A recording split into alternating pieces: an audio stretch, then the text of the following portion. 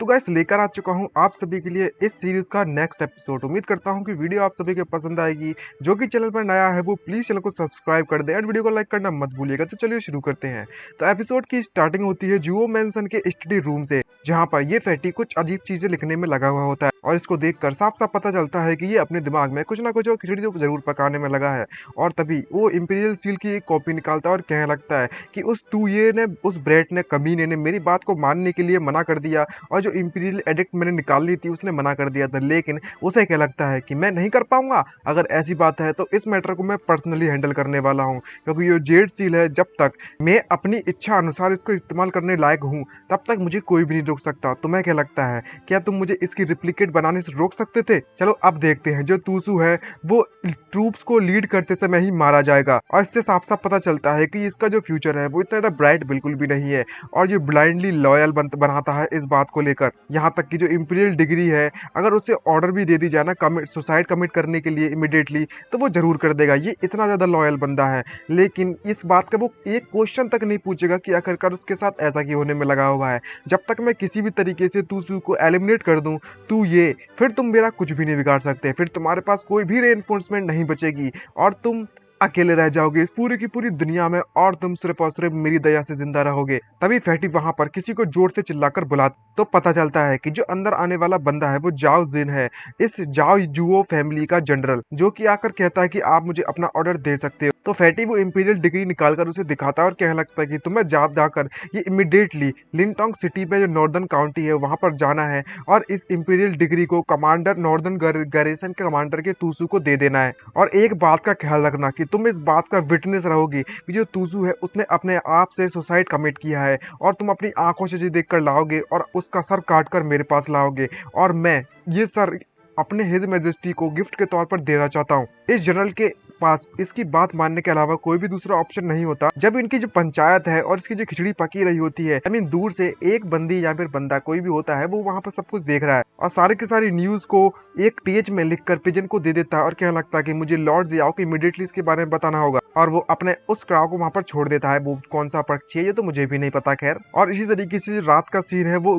घंघोर सन्नाटे के साथ चलता रहता है और उसी सन्नाटे में एक टुकड़ी को, आर्मी की टुकड़ी को वहां से निकलते हुए दिखाया जाता है, जो कि सिर्फ और सिर्फ कुछ लोगों के साथ बनी होती है। इनकी रफ्तार को देखकर ऐसा लगता है कि ये तो बहुत ज्यादा इमीडिएटली में जाने में लगे। लेकिन तभी हमें दिखाया जाता है कि एक लड़की और उसकी टीम, पता नहीं अजीब सा मास्क क्यों पहनी है, वो उन पर नजर बनाए रखी है, जो कि सभी को तैयार होने के लिए कहती है ताकि वो उन पर अटैक कर सकते हैं। लेकिन जैसे ही वो अपने पैर को मूव करती है तो उसका पैर उस पेड़ से फिसल जाता है और वो धड़ाम से नीचे की तरफ गिरती है, जिससे कि वहां पर बहुत ही ज्यादा शोर मच जाता है। उसके साथ ही इसको ऐसी हरकतें देखकर काफी ज्यादा सरप्राइज हो जाते हैं और कहने लगते हैं ये लॉर्ड जियाओ की जो पैसिव बेड लेग एबिलिटी है वो वापस से ट्रिगर हो चुकी है। अरे यार, मुझे तो अब इसकी आदत सी पड़ चुकी है। तुम देख लो यार, तुम्हें भी आदत पड़ जानी चाहिए अब तक। लेकिन जो लॉर्ड जियाओ है, यानी कि ये लड़की वहां पर चिल्लाती है और कहने लगती है कि तुम वहां पर खड़े खड़े क्या देखने में लगे हुए हो, जैसा प्लान था उस प्लान के अनुसार मूव करना चालू कर दो। लेकिन वो जनरल कुछ अजीब सा नोटिस करता है सामने की तरफ और वो पहचान लेता है कुछ ना कुछ तो गड़बड़ जरूर, क्योंकि उनके जो हॉर्सेस होते हैं वो काफी तेज रफ्तार से जा रहे होते हैं। तभी उन्हें सामने एक ट्रैप दिखाई देता है और वो उस ट्रैप से बचने के लिए अपनी डायरेक्शन बदलने की कोशिश करता है। लेकिन बाकी की जो आर्मी होती है वो इस डायरेक्शन से नहीं बच पाती और सभी के सभी लोग नीचे गिर जाते हैं। और जैसे ही वहां पर कुछ वो सैनिक नीचे गिरते हैं तो पीछे से वह सभी के सभी लोग उन पर अटैक कर देते हैं, लड़की की गैंग, जिसको देखकर वो जनरल पूरी तरीके से शॉक हो जाता है। समझ नहीं आ रहा होता कि आखिरकार ये लोग है कौन, और बिना कुछ सोच समझे वो उन्हें मारना चालू कर देते हैं। जनरल किसी तरीके से उनसे अटैक से बचने की कोशिश तो करता है, लेकिन उनकी जो संख्या है उनके मुकाबले में बहुत ज्यादा होती है। तभी उसके साथी कहता है कि लॉर्ड जियाओ ने कहा है कि चाहे कुछ भी हो जाए हम इस बंदे को यहाँ से नहीं निकलने दे जा सकते, हमें चाहे कुछ भी कर इसको यहीं पर रोकना होगा। जिसको देखकर जनरल चिल्लाता है और कहने लगता है कि तुम्हारी हिम्मत कैसी होगी, तुमने इस इंपीरियल डिग्री को, इंपीरियल एडिट को इंटरसेप्ट करने की, यानी कि बीच में रोकने की हिम्मत कैसे दिखाई। जब ये लोग ये बात कर सुनकर घबरा ही रहे होते हैं तभी अचानक से कोई आता है और उसके धड़ को सर से अलग कर देता है और वो वहीं पर मारा जाता है। ये देखकर उस बंदे की कन्नी बुरी तरीके से फट जाती है और कोई आकर उसके पास आता है और कहने लगता है कि तुम्हें कुछ भी नहीं पता कि आखिरकार तुम्हारे लिए क्या बेटर। इस जनरल की हालत तो वैसी खराब हो रही होती क्योंकि ऑलरेडी इसकी पूरी की पूरी सेना को निपटा दिया जा चुका है इस लोंडिया के द्वारा। तभी जनरल की एक गर्दन, आई मीन एक चाकू या डैगर लेकर वेपन उसकी गर्दन पर रख देती है, जिससे कि उसके और भी ज्यादा पसीने छूट जाते हैं। जब वो ध्यान से इन सभी को देखता है जो जनरल पहचान लेता है और कहने लगता है कि तुम सभी के सभी तो कुन मेंबर्स हो ना, तुम यहाँ पर क्या कर रहे हो। और जैसे ही इनकी आइडेंटिटी एक्सपोज होती है, इस जनरल को वहीं पर ऑन द स्पॉट मार दिया जाता है। तभी लॉर्ड जियाओ का एक साथी एक अजीब सी बॉक्स लेकर उसके पास आता है और उसे दिखाकर कहने लगता है कि लॉर्ड जियाओ जरा आप इस बॉक्स को देखिए। और उसे देखने के बाद वो कहती है कि जैसा कि मैंने सोचा था, ये एक इंपीरियल डिग्री है, जो कि साफ साफ पता चलता है कि आखिरकार ये लोग क्या प्लान करने में लगे हुए थे, जैसा कि मुझे मैसेज मिला था उनसे। और इस डिग्री में साफ साफ लिखा हुआ है कि प्रिंस टूसू को सुसाइड कमिट करना है, और जो कि एक डिप्लोमेटिक रूलर के हिसाब से बहुत ज्यादा बेकार डिसीजन लिया गया है। और वो कनले बेकार से, नल्ले, अनफेयर और क्रूल वे के तरीके से उन्होंने जो डिसीजन लिया है उस एम्पर ने, अभी के करंट किंग ने, वो बहुत ज्यादा खराब है, उससे हम बिल्कुल भी एग्री नहीं होते। ये देखकर उनका साथी उससे कहने लगता है कि लॉर्ड जियाओ, जबकि तो जी आप जानती हो कि ये जो डिग्री किसी और की नहीं बल्कि मैं एम्पर की खुद की है, तो हम इस तरीके से रात में आकर उनको इंटरसेप्ट कर रहे हैं, बीच में रोक रहे हैं, क्या ये हमारी जो एक्शन है वो सही है? तभी लेकिन उसे बहुत ज्यादा गुस्सा आती है और वो उसे बीच में रोक देती है आगे कहने से, और उसे एक्सप्लेन करते हुए बताने लगती है कि इस देश में सिर्फ और सिर्फ कुछ ही दिन निकले हुए हैं शांति से, और तुम ये बात भूल चुके हो कि हमारे जो कुन गार्ड के जो ओरिजिनल इंटेंशन थे, किस लिए हमें बनाया गया है और हमारा काम क्या है उसके बारे में शायद तुम्हें इसके बारे में पता नहीं होगा कि जहाँ लाइट होती है और वहीं पर शेडो भी होती है।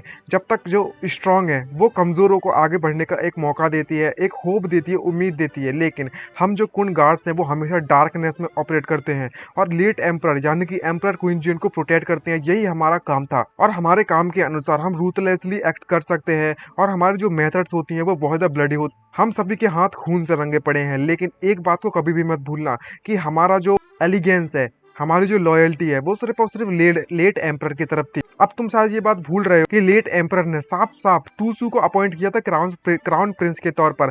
अब जबकि तो लेट एम्परर है वो ऑलरेडी मारे जा चुके हैं, ये हमारी ड्यूटी बनती है कि हम उनकी इच्छाओं को पूरा करें और टूसू को सपोर्ट करें किंग बनने के लिए। लेकिन अब जहाँ पर जो तू ये है, उसने पूरे के पूरे थ्रोन की सारी की सत्ता पलट डाली, और अब वो क्राउन प्रिंस को भी चोट पहुंचाना चाहता है, नुकसान पहुंचाना चाहता है। आखिरकार ये कैसे होने दे सकते हैं हम लोग? और गुस्से में आकर उस डिग्री को वो अपने हाथों से डिस्ट्रॉय कर देती है। ये देखने के बाद उसका साथी पूरी तरह से शॉक हो जाता है और उसकी आंखें फटी की फटी रह जाती हैं। जहाँ पर वो बताती है कि अगर ऐसी बात है, वो अगर हमारे टूसू को मारना चाहता है क्राउन प्रिंस को, तो हमारे पास कोई भी ऑप्शन नहीं बचता है।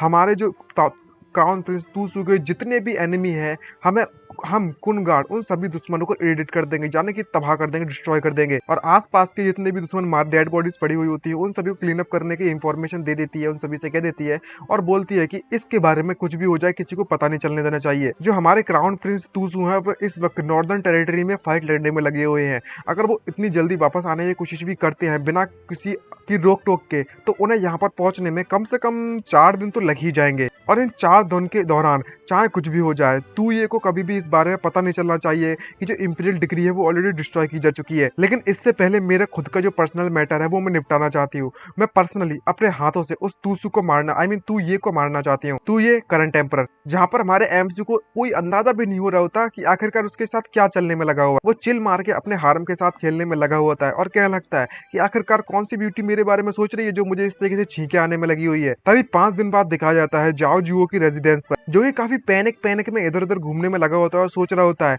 कि आखिरकार मुझे इंपीरियल डिग्री भेजे हुए इतना समय हो चुका है, लेकिन मुझे अभी तक कोई भी रिजल्ट नहीं निकला। ये बेवकूफ जाओ जिन कहीं का, 5 दिन हो चुके हैं लेकिन कोई भी न्यूज नहीं पहुंचाई उसने अभी तक मेरे को। तभी ली त्यान्यून उसके पास आता है और उससे कहने लगता है कि लौट जाओ, आखिरकार तुम किस चीज का इतने ज्यादा बेसब्री से इंतजार करने में लगे हो। ये देखकर ये फैटी काफी घबरा जाता है और घबराते उससे कहने में लगा हुआ होता है कि मैं यहाँ पर करता है और कहने लगता है कि तुम ये बताओ कि आखिरकार तुम लेट किस लिए हो इतने ज्यादा। तो ली त्यान्यून उससे कहने लगता है कि मैं यहाँ पर मिस्टर जाओ के लिए कुछ बढ़िया सी खबर लेकर आया हुआ हूँ और कुछ बुरी खबर भी है। ये बात सुनकर फैटी घबराता है, उससे पूछने लगता है कि कौन सी ज्यादा बुरी खबर हो सकती है मुझे बताओ। तो ली त्यान्यून काफी गुस्से में देखता है और काफी डरावनी आवाज में निकालते उससे कहने लगता है कि तुम्हारा जो प्लान था दूसरी इंपीरियल डिग्री, नकली इंपीरियल डिग्री बनाने का और उसका इस्तेमाल कर टूसू को मारने का, वो ऑलरेडी फेल्ड हो चुका है। और ये बात सुनकर उसकी आंखें फटी की फटी रह जाती है शौक के मारे, और घबराते हुए ली त्यान्यून की गर्दन पकड़ता है, उससे कहने लगता है कि तुम यहाँ पर बकवास करना बंद कर दो। लेकिन ली त्यान्यून उससे अपना हाथ हटवाता और कहने लगता है कि मिस्टर जाओ, शायद आप ये बात भूल रहे हो कि हम दोनों एक ही साइड में है। यहाँ पर अगर मैं आपसे झूठ बोलूं भी तो इससे मेरा कुछ भी फायदा नहीं होने वाला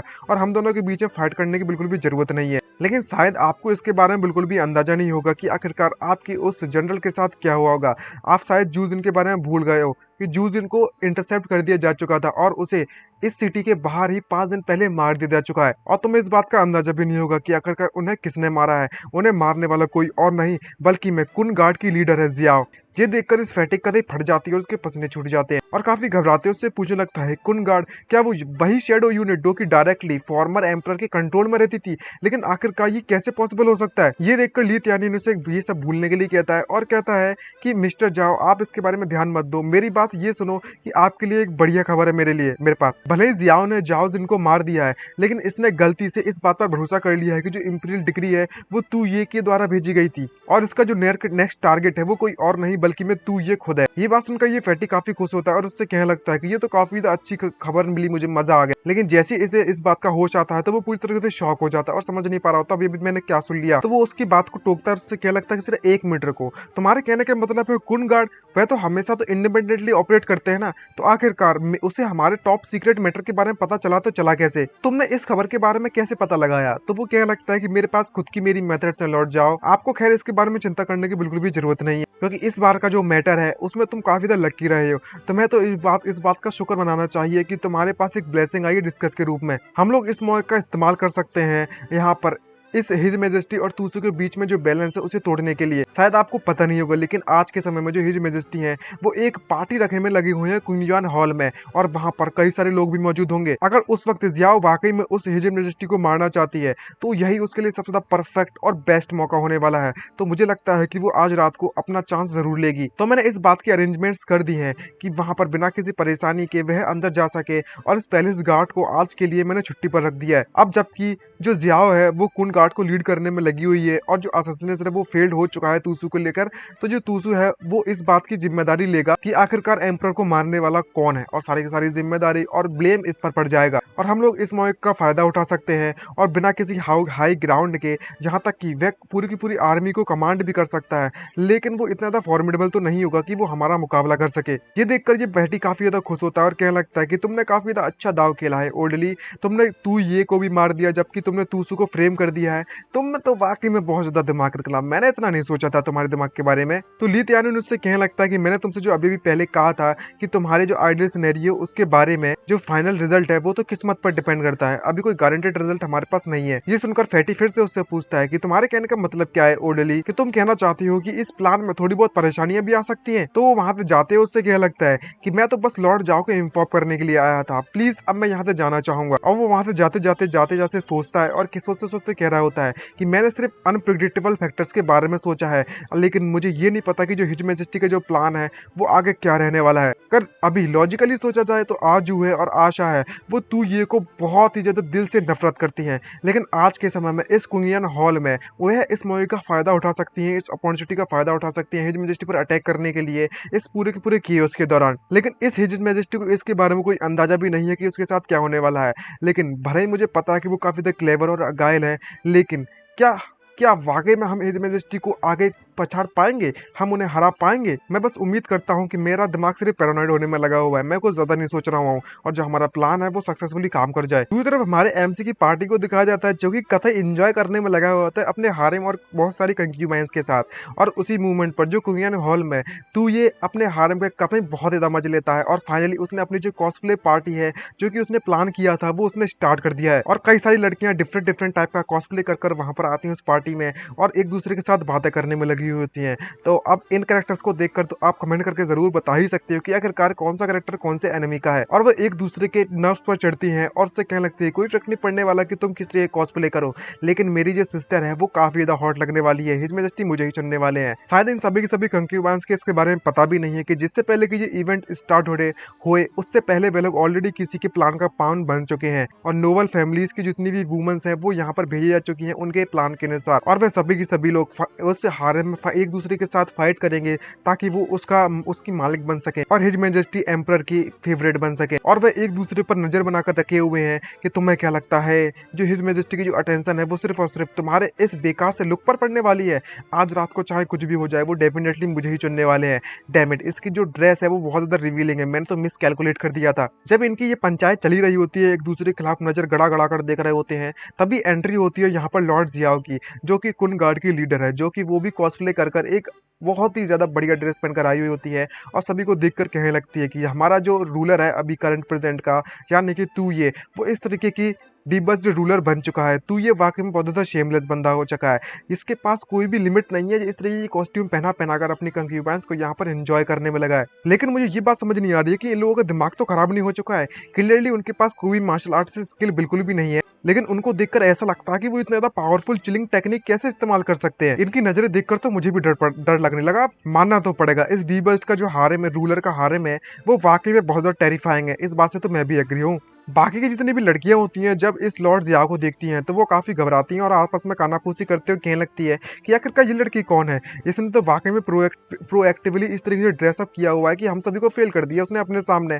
तभी वो सोचकर मन में कहती है लॉर्ड जियाओ कि मैं तुम्हारी बातों को साफ साफ सुन पा रही हूँ। तो दूसरी रिप्लाई में देने लग कहती है कि मैंने कभी भी इसको यहाँ पर इससे पहले नहीं देखा है। क्या ऐसा पॉसिबल हो सकता है कि जो कोई पैलेस मेड है जो कि यहाँ पर बड़े बड़े इरादों के साथ आ चुकी है हमारे सामने। तो वो डायरेक्टली लॉर्ड जियाओ को इंटरसेप्ट करती है और उससे कहने लगती है कि लिटिल सिस्टर, तुम्हारी जो आउटफिट है वो वाकई में बहुत ज़्यादा क्रिएटिव है, लेकिन इस हारेम में जो सबसे ज़्यादा इसमें पावर देखी जाती है और बैकग्राउंड देखा जाता है, जो आइडियाज है वो अकेले काम नहीं करने वाले हैं। ओहो, मानना तो पड़ेगा। जब इस तरीके से जेलसी वाले बर्ड्स उसको थोपे जाते हैं, उस पर झूठ बोला जाता है, जलाने की कोशिश की जाती है, तो लॉर्ड जियाओ को इस बात से बहुत ज़्यादा गुस्सा आती है और वो अपने आप को कंट्रोल करने की कोशिश करती है और अपने आप से कहने लगती है कि अब मुझे पेशेंस करना चाहिए। All is well, all is well. जो मेन टास्क है हमें उस पर फोकस करना है, वो सबसे ज़्यादा इंपॉर्टेंट है। चाहे कुछ भी हो जाए, हमारा जो टारगेट है हम उसे मिस नहीं कर सकते। तभी अनाउंसमेंट आती है कि हिज मेजेस्टी ऑलरेडी यहाँ पर पहुंच चुके हैं। इस बात को देखकर वो काफ़ी खुश होती है और कहने लगती है कि ये आ गया है अब समय। हमारा एमसी एंट्री मारता है बिल्कुल धमाकेदार अपनी दो वाइफ्स के साथ, जो कि काफी ज्यादा स्मार्ट होती हैं और सभी को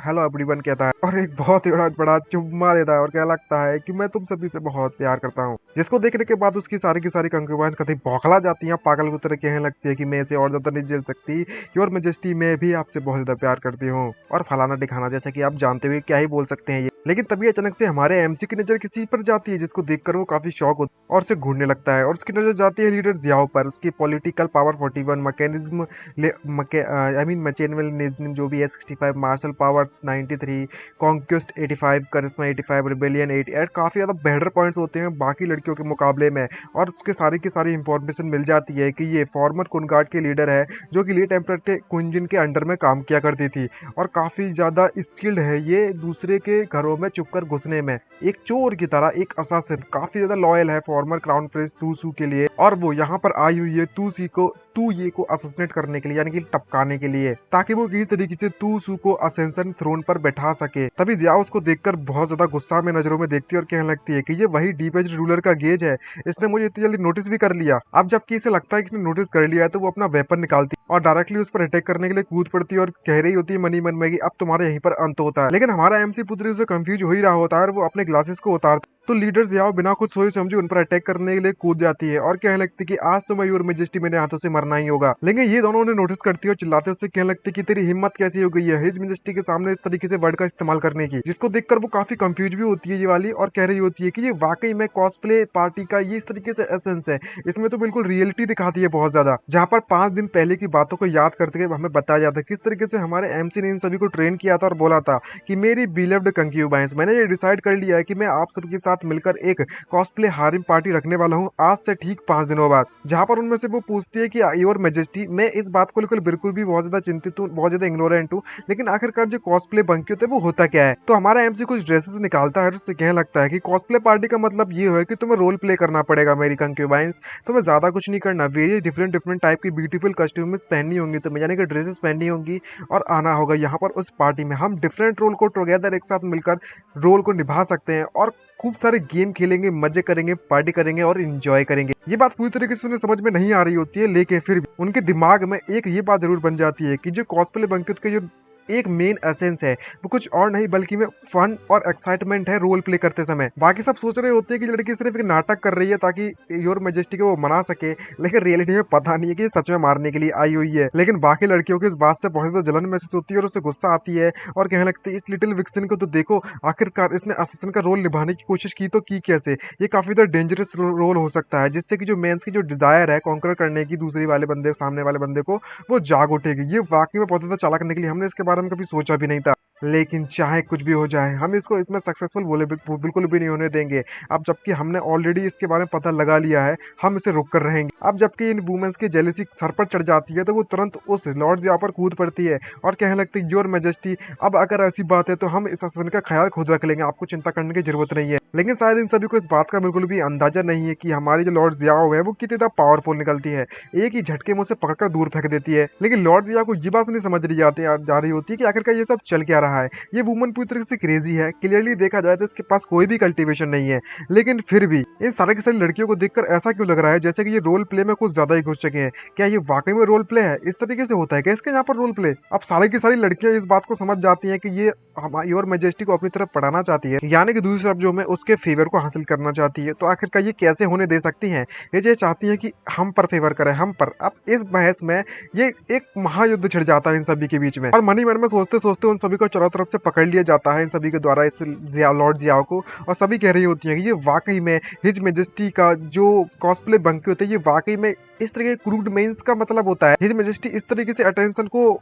हासिल करना चाहती है लड़की, ये कैसे पॉसिबल हो सकता है? कि ये लिटिल गर्ल है, इसके पास जानती नहीं है कि अब इसकी औकात कितनी है। ये फोर्सफुली रैंकिंग में बढ़ना चाहती है हम सभी के सभी कॉन्क्यूबाइंस के बीच में, चाहे कुछ भी हो जाए। हम ऐसा बिल्कुल भी नहीं दे सकते। और ये पूरा का पूरा जो हारिम है, यहाँ पर सीनियरिटी डिपेंड करती है। जो सबसे पहले आया वही सबसे आगे जाएगा। योर मैजेस्टी, आपको बिल्कुल भी चिंता करने की जरूरत नहीं है। हम लोग आपको प्रोटेक्ट करने के लिए यहाँ पर आ चुके हैं। हमने अससन को पकड़ लिया है। अब चाहे कुछ भी हो जाए, हम हिज मैजेस्टी के पास बिल्कुल भी नहीं जाने देंगे। अगर तुम हिज मैजेस्टी को मारना चाहती हो तो तुम्हें सबसे पहले मेरी डेड बॉडी से गुजरना होगा। ये देखकर ये पूरी तरह से कंफ्यूज होती है, समझ नहीं आ रहा होता कि ये सब क्या चलने में लगा हुआ है। तो कहने लगती है कि जरा इस डीबज रूलर को तो देखो, ये कितना लिजरियस है और ये कितना कितना ज्यादा क्रूल है। आखिरकार ये इतनी ज्यादा अपनी हारिम कंक्यूबाइंस का यूज करने में लगा हुआ है। किस तरीके से अपनी जिंदगी दांव पर लगा रही है सिर्फ और सिर्फ इस बंदे की जान को बचाने के लिए। आखिरकार इस बंदे में ऐसा क्या एक्स्ट्राऑर्डिनरी है कि सभी के सब अपनी जान देने के लिए भी तैयार है? समझ नहीं आ रहा कि ये बंदा चाहता क्या है। तभी ये अपना वेपन फिर से निकालती है और कहती है, अब जबकि तुमने इसकी साइड लेने के बारे में सोच लिया है तो मैं बिल्कुल भी तुम पर नहीं दया दिखाने वाली। शायद तुम्हारे जो सबॉर्डिनेट्स हैं अब वो मेरे हाथों से मारे जाएंगे। जिसको देखकर हमारा एमसी घबराता और चिल्लाता है, उससे कहने लगता है कि ये बिल्कुल भी सही नहीं है। ये जो हारिम की जितनी भी कंक्यूबाइंस है वो विटल ह्यूमन रिसोर्सेज है, काफी ज्यादा इंपॉर्टेंट रिसोर्सेज है मेरा, जिससे कि मैं यहाँ पर डीबज रूलर का रोल निभा सकता हूँ, रोल प्ले कर सकता हूँ और कंप्लीट कर सकता हूँ इस मिशन, यानी कि इस कंट्री को डिस्ट्रॉय करने का जो मिशन दिया गया है सिस्टम के द्वारा उसको। तभी वो उस असासिन को उन सभी को मारने से वहीं पर रोक देता है और कहने लगता है कि प्लीज इन सभी लड़कियों को छोड़ दो वहीं पर। ये देखकर जियाओ काफी सरप्राइज तो होती है, थोड़ा सोचती भी है और कह रही होती है कि यहाँ पर इस मौके का फायदा ना उठाने की बजाय, यहाँ से भागने की बजाय, ये डीबज रूलर है वो वाकई में अपनी कंक्यूबाइंस को बचाना चाहता है। ये वाकई में बहुत ज्यादा हिम्मत वाला, ये बात तो माननी पड़ेगी। ये देखने के बाद सभी की सभी लड़कियां और भी ज्यादा सर पर चढ़ जाती हैं और वो और कुछ सोचने लगती है और कहने लगती है कि योर मैजेस्टी, आप वाकई में उन सभी के लिए मरने के लिए तैयार हो? तो कंक्यूबाइंस भी कहने लगती है उसकी सारी हारिम की लड़कियां कि अगर मैं ये योर मैजेस्टी के अगर लिए मर भी जाऊं ना तो मुझे कोई भी गम नहीं होने वाला। आखिरकार उनके दिल में मेरे लिए एक हिस्सा तो मिल जाएगा। लेकिन असासिन उससे कहने लगती है कि मैं इन सबकी जान बख्शने के लिए तैयार हूँ, लेकिन इसके बदले में मुझे तुम्हारी जिंदगी चाहिए, क्योंकि मुझे भी ये बात बिल्कुल पसंद नहीं है कि बिना किसी मतलब के दूसरों को मारूं। जितनी ज्यादा कम जिंदगी लूं उतनी ज्यादा बेटर है मेरे लिए। लेकिन हमारा एमसी यहाँ पर कुछ भी नहीं कर सकता, उसे मिशन कंप्लीट करना है और वो मर भी नहीं सकता। तो कहता है कि मैं चाहे कुछ भी हो जाए अभी बिल्कुल भी नहीं मर सकता, मुझे मिशन कंप्लीट करना है, नेशनल पावर को डिप्लीट करना है, कम करना है, और तभी उसके बाद जब तक मैं कंट्री को डिस्ट्रॉय नहीं कर दूंगा तो मेरा मिशन कंप्लीट भी नहीं होने वाला। तो कहता है मुझे माफ कर देना, लेकिन मेरे पास अभी मरने का बिल्कुल भी समय नहीं है। जिसको देखकर असासिन कहने लगती है कि जैसा कि मैंने सोचा था, तुमने बस झूठ बोल रहे थे मुझसे। तो एमसी उसकी ये बात सुनता है और आगे बढ़ते हुए कहने लगता है कि लेकिन तुम्हें चिंता करने की जरूरत नहीं है, मैं यहाँ पर उस थ्रोन से उतर सकता हूँ और तूसू को कॉम्प्रोमाइज करने के लिए बोल सकता हूँ, वो सिंहासन पर बैठ सकता है बिना किसी दिक्कत के। तुम्हारा जो पर्पस है वो मैं जान चुका हूँ, तुम मुझे इसलिए मारने के लिए आई हो ताकि जो तूसू है वो सिंहासन पर बैठ सके। मैंने बिल्कुल सही कहा ना जियाओ? और जैसे ही ये बात पता चलता है कि इस लॉर्ड जियाओ की आइडेंटिटी एक्सपोज हो चुकी है, ये पूरी तरीके से शॉक और कहती है कि आखिरकार मेरी आइडेंटिटी के बारे में से पता चला तो चला कैसे? क्या ये स्टार्टिंग से एक ट्रैप था, जाल था मुझे फंसाने के लिए? वो भी ये बात सुनकर जियाओ की इसकी बातों पर बिल्कुल भी भरोसा नहीं होता, तो उससे पूछती कि आखिरकार अब तुम क्या करने वाले हो, आखिरकार तुम्हारे ये सब करने का पर्पस क्या है? तो हमारा एमसी पोज मारते उससे कहने लगता है कि मैं तुम्हें सब कुछ सच सच बता देता हूँ, मैं बस यहाँ पर बहुत हो गया प्रेटेंड करते करते, तो मैं सच सच बताऊं तो मेरा पर्पस कुछ और नहीं बल्कि मैं एक्चुअली में एक लेजी और इनकम्पिटेंट रूलर बनने का है। आखिरकार ये सिंहासन मेरे लिए क्या है? इस ब्यूटीफुल हारम के मुकाबले में, इस ब्यूटीफुल वुमेन्स के सामने मेरे लिए सिंहासन बस एक बस एक खाली सीट है और कुछ भी नहीं। मेरे पास वाकई में बिल्कुल भी एबिलिटी नहीं है गवर्न करने की, राज करने की, और ना ही मेरी कोई ऐसी इच्छा है कोई एम्परर बनने की। इसलिए बेटर रहेगा कि मैं किसी और कैपेबल बंदे को ये सौंप दूं। तो ये बात सुनने के बाद सारी की सारी लड़कियां पूरी शौक में चली जाती हैं और किसी को कुछ समझ नहीं आ रहा होता। तभी हमारा एमसी के एक नोटिफिकेशन देता है सिस्टम, और उससे कहने लगता है कि होस्ट का जो बिहेवियर है इसे ट्रिगर हो चुका है, जो चेन क्या रीबर्थ इवेंट है वो ट्रिगर हो चुका है, और जो सडन नेशन डिस्ट्रॉइंग इवेंट है वो चालू हो चुका है। इस ओरिजिनल स्टोरी में देखा जाए तो जो तू ये था, जो जनरल जाओ कुंगिन का, जो कि बाद में जुओ डायनेस्टी में बदल गया था, वो भी एक बहुत ही बड़ी आर्मी के साथ उसने कप यहाँ पर इस देशन को जीतने के लिए चालू कर दिया है, गद्दारी कर दी है, और एम्परर जुओ गोंगदी को चाय जुनजियान को अपडेट करने के लिए मजबूर कर दिया है, जिसे हम लोग चैन क्याओ कूप के नाम से भी जानते हैं। और इस इवेंट को ट्रिगर करने की जो कंडीशन थी चैन क्याओ रीबर्थ की, पहली तो ये थी कि एक जनरल, वो भी बहुत बड़ी लार्ज आर्मी के साथ एक बहुत बड़ी आर्मी को यहाँ पर आउटसाइड से अंदर लेकर आता है अटैक करने के लिए। और दूसरी, होस्ट के जाने की हमारा जो एमसी है उसके जान पर कोई खतरा बन चुका है, उसे मजबूर किया जा रहा है अपने थ्रोन से निकलने के लिए, सिंहासन से निकलने के लिए। अगर जो एब्डिक्शन है वो सक्सेसफुल हो जाता है, जो इवेंट है वो इसमें कंसिडर किया जाएगा कि तुम्हारा जो मिशन कंप्लीट हो चुका है, और होस्ट यहाँ पर 1000 नेशनल पावर पॉइंट को खो देगा। ये सुनकर एमसी सोचता है कि जो गैम्बल है वो वाकई में पेड ऑफ हो चुका है। ओरिजिनली में मेरी जो लिटिल ट्रिक थी वो बस इतनी सी थी कि मैं अपने हारिम को बचा कर रख सकूं, लेकिन मैंने इसके बारे में कभी सोचा भी नहीं था कि जो नेशन डिस्ट्रॉइंग इवेंट है वो डायरेक्टली ट्रिगर हो जाएगा। जो सब ट्रैकिंग 1000 पॉइंट है ना मेरे नेशनल पावर के, वो इस तरीके डिस्ट्रॉय हो जाएंगे और जीरो हो जाएंगे, और फिर मेरा मिशन भी कंप्लीट हो जाएगा। ये बात सुनने के बाद जियाओ पुत्र से कंफ्यूज होती है, उसे समझ नहीं पा रहा होती है कि आखिरकार चल क्या रहा है, और कह रही होती है कि रियली में यहाँ पर कोई ऐसा बंदा है जो कि पावर को हासिल नहीं करना चाहता। ये तो वाकई में साफ साफ पता चलता है कि जो डीबज रूलर है वो मुझे ट्रिक करने की कोशिश कर रहा है, मैं इससे बेवकूफ नहीं बनने वाली। खैर भूल जाओ, तुम सच बोल रहे हो झूठ बोल रहे हो, मुझे इससे घंटा फर्क नहीं पड़ने वाला। एनीवे, अब तुम यहाँ पर अपडेट करने वाले हो प्रिंस तूसू के लिए, तो मैं तुम्हें डेफिनेटली यहाँ पर मारने वाली हूँ, और वह आसानी से उस किंग के उस थ्रोन पर किंग बैठकर बन जाएंगे। ये बात सोचकर एमसी उससे मन में सोचता कहने लगता है कि आखिरकार तुम अभी भी मुझे क्यों मारना चाहती हो, मैं तो ऑलरेडी अपनी इंटेंशन बना दी है, और मैं इतनी एफर्ट लगाने में लगा हूँ ताकि मैं तुम्हें मना सकूं, लेकिन तुम फिर भी ना मानने यार। ये तो तभी वो उससे कहता है कि अगर तुम मुझे अभी मार दोगी, इससे जो तूसू की रेपुटेशन है वह एक किंग किलर के नाम से जानी जाएगी, यहाँ तक कि वो एम्परर बन भी जाए तो वो लेजिटमेट नहीं कहना आएगा। यहाँ तक मैं ये भी करने में लगा हुआ हूँ, वो बस अपने बिलव्ड क्राउन प्रिंस ब्रदर के लिए कर रहा हूँ। की बात सुनकर वो थोड़ा सोचती है और कह देखती है कि एम्परर तो यहाँ पर कुछ समझ नहीं आ रहा। तो उसकी जो यादें हैं वो वापस से कुछ समय पहले जाती है, यहाँ पर जो दू के पुराने एम्परर थे जो कि मारे जा चुके हैं, इसके डैडी, वो उससे कह रहे होते कि जाओ, जब मैंने ये कंट्री को बनाया था, क्वाइन डायनेस्टी को एस्टेब्लिश किया था और पूरी की पूरी नॉर्दर्न में कियोस मचा हुआ था, उसे शांत किया था, क्या तुम्हें लगता है कि मैं एक बहुत ही अच्छा एम्परर बन पाया हूँ? तो ये बात सुनकर जियाओ से कह रही होती कि योर मैजेस्टी, आपके लिटरली एंड मिलिट्री टैलेंट के साथ आप काफी तो डिसिसिव एक्शन ले सकते हो,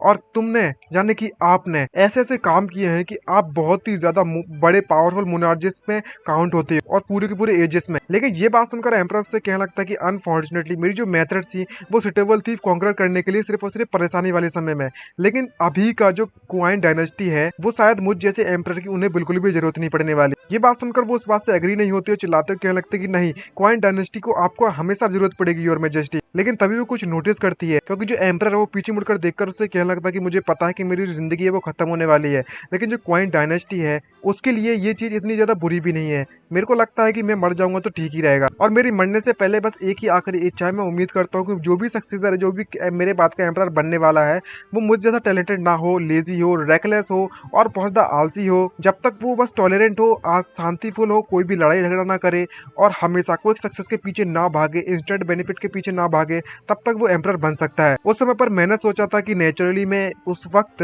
जो सक्सेसर मेंशन किया गया था लेट एम्परर के द्वारा वो कोई और नहीं बल्कि वे प्रिंस तूसू थे। लेकिन अब इसकी लेजीनेस, रेकलेसनेस, टॉलरेंस और शांति को देखकर ऐसा लगता है कि सारी की सारी जो खूबियां हैं वो किसी और में नहीं बल्कि मैं तू ये में है। जो लेट एम्परर की डिस्क्रिप्शन उन्होंने मुझे बताई थी, किस तरीके से एम्परर रखना चाहते हैं, चुनना चाहते हैं उस समय पर, वो यह बंदे से मैच करती है, और इस बात को ये एक्सेप्ट बिल्कुल भी नहीं करना चाहती, और इतनी ज्यादा शौक में चली जाती है कि वो चिल्लाते हुए कहने लगती है जो क्राउन प्रिंस तूसू है वो लेजिटमेट एल्डेस्ट बेटे हैं लेट एम्परर के, जो लीगल हायर है क्वाइन डायनेस्टी के। आखिरकार मैं इसकी बातों में कैसे आ सकती हूँ? मैं इस तू ये को बिल्कुल भी नहीं छोड़ने वाली। सबसे पहले तो मैं इसे कंट्रोल करती हूँ और इसे प्रिंस तूसू के पास लेकर जाती हूँ, और उसके बाद हम लोग प्लान बनाते हैं कि आखिरकार हमें क्या करना चाहिए। अगर वाकई में ऐसी बात है तो उससे कहती है कि अगर ऐसी बात है तो मैं चाहती हूँ कि तुम मेरे साथ लिंगटोंग सिटी में चलो यहाँ पर अपडेट होने के लिए नॉर्दर्न काउंटी के, और जहाँ पर जो अपडेशन सेरेमनी है वो कंप्लीट कर सकते हो प्रिंस तूसू के सामने। ये सुनकर एमसी काफी खुश होता है मनी मन में और कहता है जब तक तुम मुझे प्रिंस तुलसी के पास ले जाओगे और मेरा एप्रेशन सेरेमनी कंप्लीट हो जाएगी तो मेरा मिशन कंप्लीट हो जाएगा। लेकिन तभी अचानक से उसके सामने कोई आता है और उन सभी को वहीं पर रोक लिया जाता है और यहाँ पर पता चलता है ये तो हमारे एमसी की वाइफू है, जिसको देखकर वो काफी शॉक होता है और पूछने लगता है आशा तुम यहाँ पर क्या कर रही हो। तभी आशा सामने आकर उससे कहने लगती है कि तुम अगर हमारे हिज मेजेस्टी को हॉस्टेज लेना चाहती हो तो इसके बारे में तुम भूल जाओ। शायद तुम ये बात भूल रही हो कि मेरे हाथ में एक तलिस्मान है। और जैसे ही वो अपने तलिस्मान को एक्टिवेट करती है तो उसकी पावर लेवल बहुत ज्यादा बढ़ने लगती है, जिसको देखकर वो जियाओ काफी शॉक होती है और उसको देखकर कहने लगती है कि मैंने वाकई में इसे बहुत ज्यादा अंडर एस्टिमेट कर दिया। यहाँ पर एक्चुअली में इसके पास स्किल प्रैक्टिशनर मौजूद है, वो भी तलिस्मान का इसकी साइड में। मैं तो वाकई में बहुत ज्यादा नेव थी। इसके जो एब्डिक्शन स्पीच थी वो बस एक झूठ था और कुछ भी नहीं। इतनी देर से ये बंदा मुझे बस पोपट बनाने में लगा हुआ था। भाई चूना लगा दिया, वो चूना। ये जो डीबज रूलर है इंडीड मानना तो पड़ेगा, ये वाकई में लोगों के दिल के साथ खेलना अच्छे तरीके से जानता है। इसकी नजरों में हमारा एमसी ऐसा लग रहा है जैसे कि वो पपेट की तरह इस आशिक को कंट्रोल करने में लगा हुआ है, लेकिन रियलिटी कुछ और ही होती है। और इस मूवमेंट पर एमसी को इस बात का बिल्कुल भी अंदाजा नहीं होता कि ये सब चल क्या रहा है। तो ये आइन की हमारा एमसी कंप्लीटली कंफ्यूज होता है कि ये बचाने के लिए क्यों आई है, ये सिचुएशन में क्या हो रखी है। पीछे से एक और हाथ आता है हमारे एमसी के कंधे और उससे आकर वो लड़की दूसरी वाली कहने लगती है योर मेजेस्टी आपको चिंता करने की जरूरत नहीं है, क्योंकि जी आशा का जो तलिस्मान है उसकी जो स्किल है तलिस्मान की वो फॉरबिडेबल है, कोई भी उसे नहीं हरा सकता इस मामले में। आखिरकार इसकी जो कॉम्बैट पावर है देखे जाए तो इसकी 50-50 है, इस 50-50 चांसेस है इस अससन के मुकाबले में जीतने के लिए। अब जबकि हर जी प्रोटेक्ट करने में लगी हुई है योर मेजेस्टी को, जो असासिन है यहाँ पर कोई भी मौका नहीं है आपको मारने का उसके लिए। लेकिन एमसी पूरी तरीके से कंफ्यूज होता है और उससे कहने लगता है कि आखिरकार तुम्हें किसने कहा था मुझे प्रोटेक्ट करने के लिए,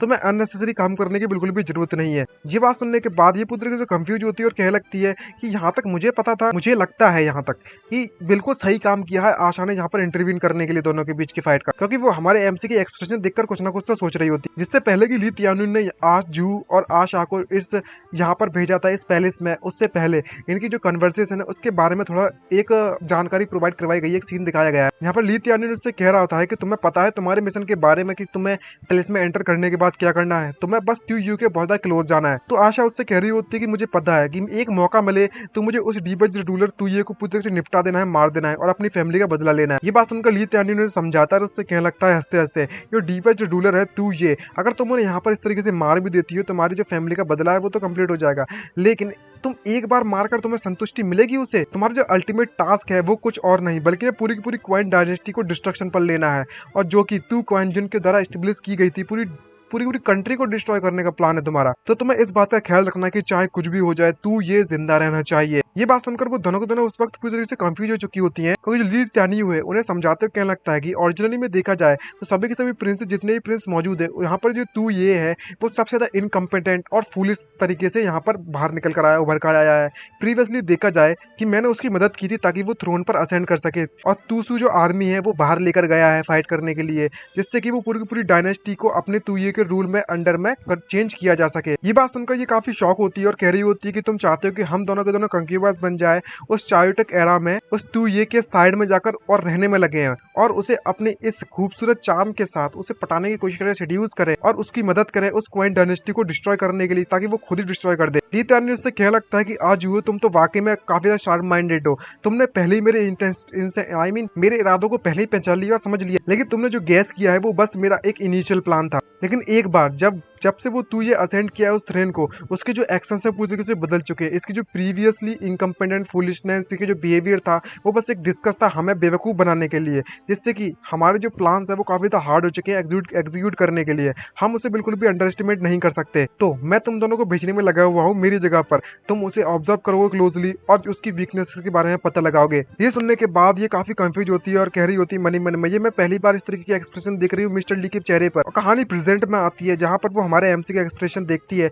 तो उससे कह रही होती है कि मुझे इसकी इस एक्सप्रेशन के बारे में समझ नहीं आ रहा कि ये वाकई में बहुत डरा हुआ है या फिर ओवर एक्साइटेड है। तो ली त्यानियू आजू को बुलाता है, उससे कहने लगता है कि तुमने हमेशा से काफी ज्यादा क्लेवर रही हो, तो तुमने उस सिचुएशन को काफी अच्छी तरीके से एडप्ट भी कर लेती हो और तुम्हें हमेशा उसके साइड में बने रहना है, चाहे कुछ भी हो जाए तुम उसकी साइड से बिल्कुल भी नहीं जाओगी, जितना ज्यादा हो सके अपने कंट्रोल में करना उसको। और जैसा कि मैं जानता हूँ कि जो आशा है वो प्रोफिशिएंट है तालिस्मान में, एल्केमी में और स्ट्रांग है कॉम्बैट पावर में, लेकिन काफी ज्यादा सिंपल माइंडेड है ये लड़की। लेकिन एक बात का हमेशा ख्याल रखना तुम दोनों, चाहे कुछ भी हो जाए, मैं तुम्हें ये मिशन प्रोवाइड करवा रहा हूँ, कभी भी मत भूलना इसके बारे में। तुम कभी भी तू ये को इस बात पर एग्री मत होने देना कि तू से के शायद में खड़ा हो जाए, ठीक है। ये बात समझ में आ गई और वो दोनों ये बात समझ जाते हैं। तभी कहानी प्रेजेंट में आती है, अब आती है रिलेटिव में कहानी प्रेजेंट में। यहाँ पर वो इस बात को देखकर सोचती है कि मिस्टर ली ने जो कहा था वो वाकई में सच कहा था, उन्होंने मिस जज नहीं किया था आफ्टर ऑल। इससे पता चलता है कि जो तू ये की इनकम्पिटेंस है और फुलिशनेस है वो बस एक डिस्कस था और कुछ भी नहीं। तभी उन दोनों के बीच की जो फाइट की इंटेंसिटी है वो काफी ज्यादा बढ़ जाती है, जिस फाइट को देखकर उसके दिमाग में और भी ज्यादा ख्याल आते हैं। और जैसा कि हमारा एमसी बिल्कुल भी नहीं चाहता था,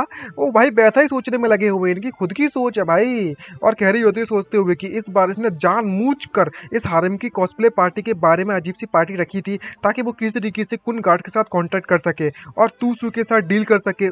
जैसा कि लॉर्ड ली ने मुझसे कहा था वो सब कुछ सच हो रहा है, लेकिन अनफॉर्चुनेटली जो तुम्हारा प्लान है वो ऑलरेडी लॉर्ड ली के द्वारा एंटिसिपेट कर लिया जा चुका है, पहचान लिया जा चुका है और देखा जा चुका है। हमारा एमसी इन दोनों की फाइट को किसी तरीके से रोकने की कोशिश तो करता है लेकिन रोक नहीं पाता, और जहाँ पर वो रोक रहा है लेकिन इसे ऐसा लग रहा है जैसे कि वो काफी ज्यादा हंसने में लगा। हमारा एमसी बिल्कुल भी रोक नहीं पाता और एकदम से उस लड़की के पीछे मुड़कर देखता है, जिसको देखने के बाद वो लड़की पूरी तरीके से कंफ्यूज होने का नाटक करती है और उससे कहने लगता है कि मैं ऑलमोस्ट इसके द्वारा पकड़ी गई थी, ऐसा लगेगा मैंने कहीं एक्टिंग वैक्टिंग तो ना कर रही। तभी हमारा एमसी उसको देखकर घूरते मन में सोचते क्या लगता कि मैं तो ऑलमोस्ट भूल ही गया था, ये जू और शाह है वो दोनों के दोनों लॉर्ड ली के कंट्रोल में है और लॉर्ड ली मुझे कंट्रोल करना चाहते हैं अपने पपेट के तौर पर। वो डेफिनेटली यहाँ पर मुझे अपडेट होने से रोकने की कोशिश जरूर करेंगे तूसू को, तूसी की तरफ जाने के लिए। ये कितना भी कोशिश कर ले लेकिन इन दोनों की फाइट तो खत्म होने का नाम भी ना लेती। हमारा एमसी अभी भी कहने में लगा हुआ था कि चाहे कुछ भी हो जाए मुझे आशा को कंट्रोल करना पड़ेगा, उसके एक्शंस को कंट्रोल करना पड़ेगा ताकि जो चैन की कोई रीबर्थ इमरजेंसी इवेंट है वो ट्रिगर हो सके। तभी सिस्टम नोटिफिकेशन देता है और कहने लगता है कि एक मिलिट्री कमांडर ने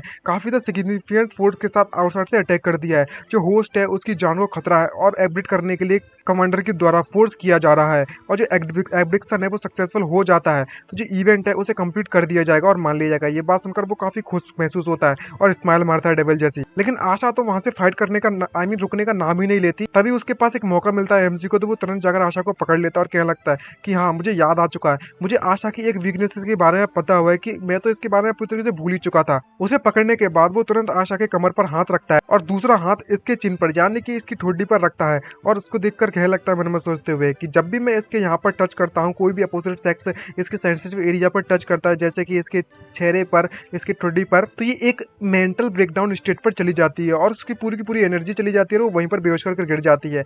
तो इस मौके का फायदा उठाते उससे कहने लगता है कि मैं तुम्हारा सुप्रीम रूलर, आखिरकार मेरी बिलव्ड कंक्यूबाइन को कैसे मैं अपने आप को प्रोटेक्ट करने के लिए कह सकता हूँ। ये देखने के बाद आशा पूरी तरह से लाल पड़ जाती है और उसकी पूरी की पूरी एनर्जी जाने लगती है और वहीं पर उसका दिमाग पूरी तरह से फिर जाता है और वो योर में चेष्ट कहकर वहीं पर बेहोश हो जाती है। और फाइनली हमारे एमसी को एक मौका मिल चुका है और वो तुरंत उसे ऑर्डर देता है और कहने लगता है कि जल्दी से जाओ और इस मौके का फायदा उठाओ जब तक तुम्हारे पास एक मौका है मुझे हराने के लिए, मुझे पकड़ने के लिए। इस तरीके की एक्टिंग देखकर लॉर्ड जाओ पूरी तरह से कंफ्यूज होती है और समझ नहीं पा रही होती है ये क्या चलने में लगा हुआ है, मैं तो अभी इसे पकड़ रही थी, मैं तो इससे फाइट कर रही थी, लेकिन ये बंदा करना क्या चाहता है भाई, ये सब क्या चलने में लगा हुआ है। क्या यहाँ पर ये टायरेंट है वो एक ऑर्डिनरी ट्रिक करना चाहता है, लेकिन हमारा एमसी सीरियस में कह रहा होता है कि भाई किस चीज का इंतजार करने में लगे हुए हो, जिससे पहले कि गार्ड यहाँ पर आ जाए मुझे पकड़ो और ले चलो यहाँ से। लेकिन लॉर्ड जाओ भी अपने ख्यालों में होती है और कह रही होती है कि चलो मुझे इंतजार नहीं करना चाहिए और कैप्चर कर यहाँ से निकल लेना चाहिए, इसके सिचुएशन के बारे में बाद में पता लगा लेंगे। इसके इंटेंशन देखकर एमसी काफी खुश होता है, संतुष्टि मिलती है, फाइनली मेरा प्लान काम कर रहा है। और